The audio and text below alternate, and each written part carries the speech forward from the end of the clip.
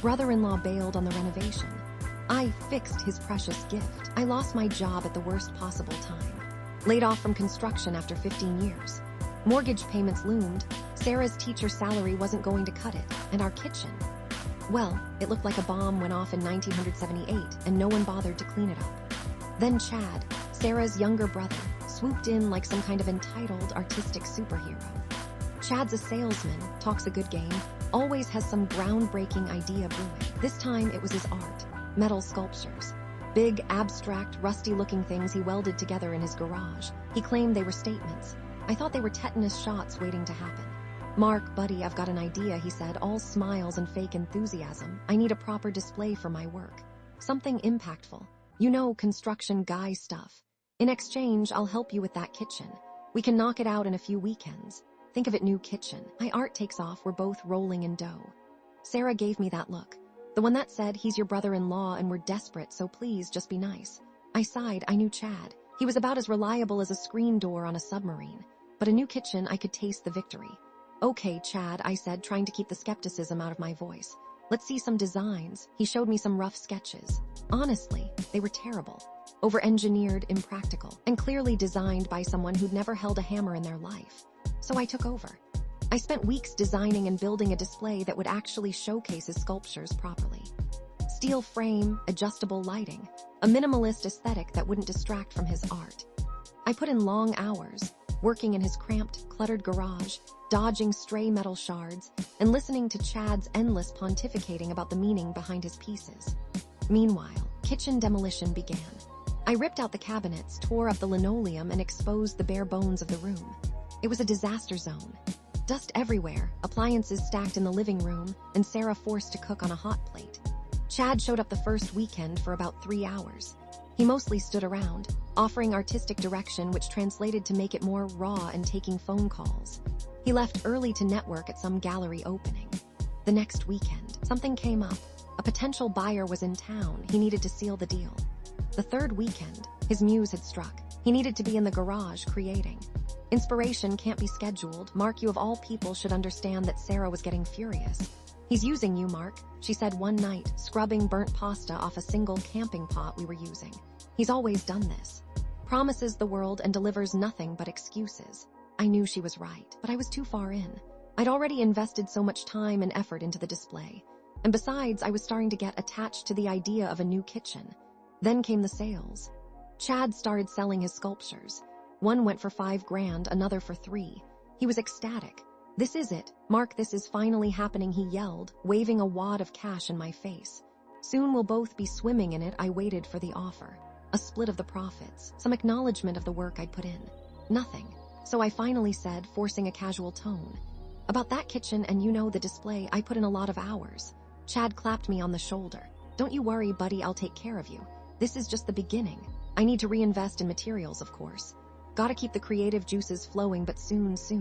He then drove off in his brand new SUV. Carol, Sarah and Chad's mother, called Sarah, sympathizing with Chad and downplaying my role. "You know Chad, darling. He's just artistic. Mark should be proud to contribute to such a talented young man's success. Especially since, well, the unspoken since he's unemployed hung heavy in the air." The final nail in the coffin was when I overheard Chad talking to a potential buyer in his garage. I was there, trying to salvage what I could of the wiring in the kitchen, when I heard his voice, smooth and practiced. "Yeah, the display, amazing, isn't it? My brother-in-law built it for me. Poor guy's out of work. I kind of convinced him to do it as a favor. Play on his good nature. It's a win-win, really. He gets to feel useful and I get a top-notch display for practically nothing." That was it. Something inside me snapped. The resentment, the frustration, the feeling of being used and taken advantage of, it all coalesced into a burning rage. I walked out of the kitchen, leaving the wires dangling, and headed straight for Chad's garage. I needed a plan, and I needed it fast. I surveyed the display. It was exactly as I'd designed it: clean lines, perfect angles, strategically placed lighting. The centerpiece was Ascension, Chad's prized sculpture. A towering, twisted mass of rusted metal that, according to Chad, symbolized the human spirit's struggle for self-actualization. I just thought it looked like a pile of scrap metal. An idea began to form. A beautifully petty, exquisitely satisfying idea. The next day, Chad had another art showing. Potential buyers milled around, sipping wine and nodding sagely at Chad's pronouncements.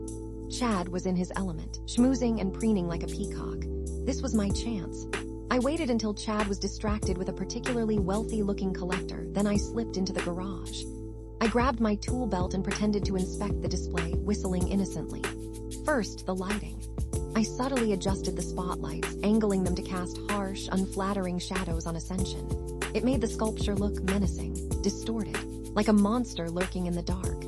Next, the support structure. I loosened a few key bolts, just enough to make the sculpture wobble slightly when touched. Not enough to cause it to collapse, but enough to instill doubt. Finally, the piece de resistance. I grabbed a label maker and printed a small, discreet label. I carefully attached it to the base of Ascension, near the price tag. It read price reduced due to structural concerns, sold as is. I stepped back, admiring my handiwork. It was subtle, diabolical, perfect. Then I slipped out of the garage, just as Chad was leading the collector towards Ascension. I lingered nearby, pretending to admire a particularly hideous metal bird. And this, Chad announced, gesturing dramatically at Ascension, is my magnum opus. A testament to the resilience of the human spirit. The collector squinted at the sculpture. Interesting, he said, his voice noncommittal. What's this label here? He pointed to my little message. Chad's smile faltered. He hadn't seen it. Oh, that, just a formality, standard procedure. The collector raised an eyebrow. Structural concerns, what does that mean? Chad stammered, well, you know art, it's dynamic, things shift. But it's perfectly safe, I assure you. Another potential buyer, a woman with a severe haircut and even more severe glasses, chimed in. I must say the lighting is rather unflattering. It makes it look quite unstable. And is that rust? Chad was sweating now. He tried to laugh it off. It's patina, it's part of the artistic process, adds character. The collector, however, was not amused. He reached out and gently tapped Ascension. The entire sculpture wobbled precariously. A collective gasp went up from the onlookers. People backed away, their faces etched with concern. Chad panicked. It's fine, it's perfectly fine, just needs a little adjustment. He reached out to steady the sculpture, but only made it wobble even more. The wealthy collector cleared his throat. I think, he said, his voice dripping with disdain. I'll pass. He turned on his heel and walked away. The other potential buyers quickly followed suit. Within minutes, the garage was empty, save for Chad, me, and the precariously swaying Ascension. Chad turned on me, his face red with rage. You did this, didn't you? You sabotaged me, I feigned innocence. Sabotage? What are you talking about? I was just admiring your masterpiece. Maybe you should have hired a real professional to build that stand, Chad. You know, someone who knows what they're doing. He sputtered, unable to form a coherent sentence. He knew I was responsible, he just couldn't prove it. Sarah arrived, drawn by the commotion. She took one look at the scene and her face fell. What happened here? Chad pointed a shaking finger at me. He ruined everything, he deliberately sabotaged my art. Sarah looked at me, her eyes searching. I met her gaze, trying to convey my frustration, my resentment, my justification. She sighed. Mark, she said, her voice weary. What did you do? I shrugged. I just fixed a few things. Later that night, after Chad had stormed off, cursing my name, Sarah and I sat in our half-demolished kitchen. She was furious. You could have ruined his career, Mark. What you did was cruel. And what he did to us wasn't cruel, I retorted, gesturing at the exposed pipes and the boxes of unopened tiles. He promised to help us. He strung us along. He used me, Sarah. He made me feel like a fool. She was silent for a moment, then she said, I know he did. But that doesn't make it right. You took things too far. Maybe I did. But I couldn't bring myself to regret it. Seeing Chad's face as his dream crumbled before him, it was worth it. The kitchen remained unfinished. Chad wouldn't return my calls. Carol was furious, calling Sarah daily to complain about my vindictive behavior. But something had shifted. Sarah, while still disapproving of my methods, started to see things from my perspective. She saw how much I had sacrificed, how much Chad had taken advantage of us. I decided to finish the kitchen myself. I called Dave, my friend from the construction days, and offered him some under-the-table work, using some of the money I should have been given. Slowly, painstakingly, we started putting the pieces back together.